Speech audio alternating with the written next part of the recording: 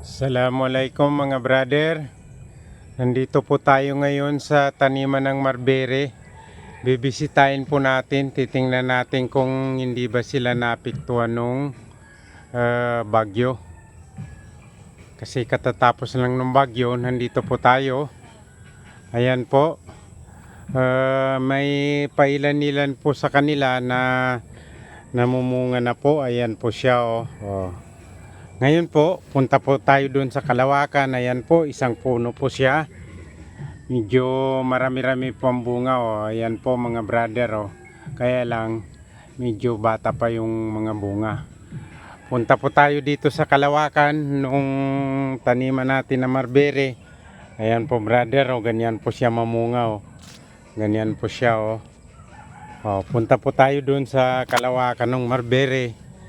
Dito po sa pwede nang harbisan. Papasok na po tayo sa Kalawakan ng puno. Ayan po siya. Ayan po yung puno po, ganun po siya kataas mga brother. Ayan po. Nandito na po tayo sa maraming bunga na Marberry. Ayan po siya mga kabrader. Ganyan po siya mamunga. Ayan po. Yan. Ayan po siya oh. Tingnan nyo po. Ayan po siya. Ayan po siya oh. Ayan po. Ganyan po siya karami oh. Ayan po mga brother. Marberry po. Ayan po siya oh. Ayan po siya oh. Ganun po siya karami mamunga. Ito po yung pwede nang mag-harvest ng paisa-isa. Ito po sa rugal na to. Ayan po. Ayan po. Medyo green pa yung iba. Ayan po, green pa po siya. Ayan po.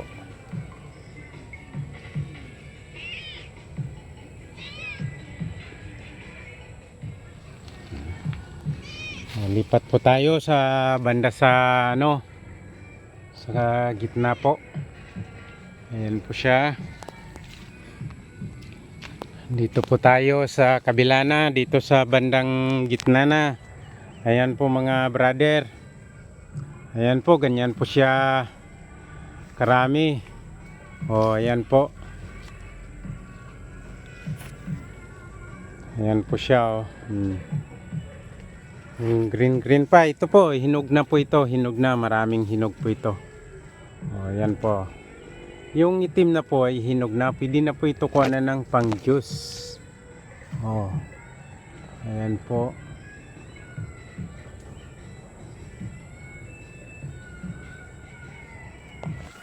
Ito siya.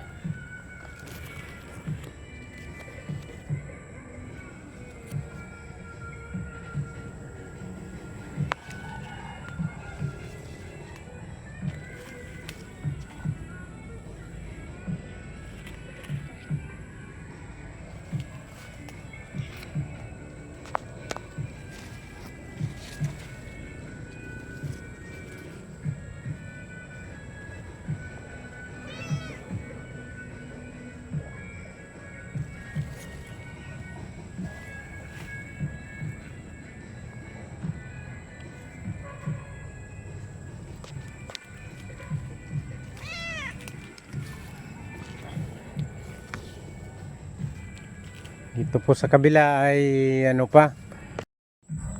Ayan po. Galing po tayo dito. Nandito po tayo sa kabilang kanto. Ayan po, papunta po tayo doon sa kabila. Ayan na po. Ayan po, marami po siyang bunga. Ayan po yung citronilaan. Sa kabila naman yan, 4 na hektarya po yan na citronila. Ayan po siya. Ayan. Yan po yung taniman ng citronila at Marberry ng Kalipa.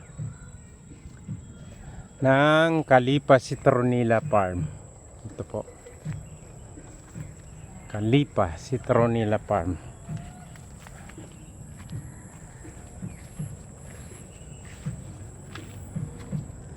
Ito po, ayan po yung Kalawakan.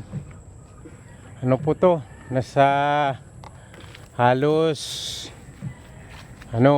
na sa 300 inumpisaan po nito ay 300 na puno. Pero sa ngayon medyo lumalawak-lawak na po siya. Yan po, medyo ano pa po yan. Maliliit pa po sila. Ito po.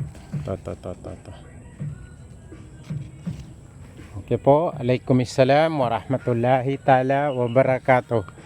Yan po, yung dito sa gilid ng bahay yan. Mag-umpisa pa lang po yan mamumulaklak. Kaya lang, halos wala ng dahon. O, sige po. Sukran, maraming salamat sa inyo.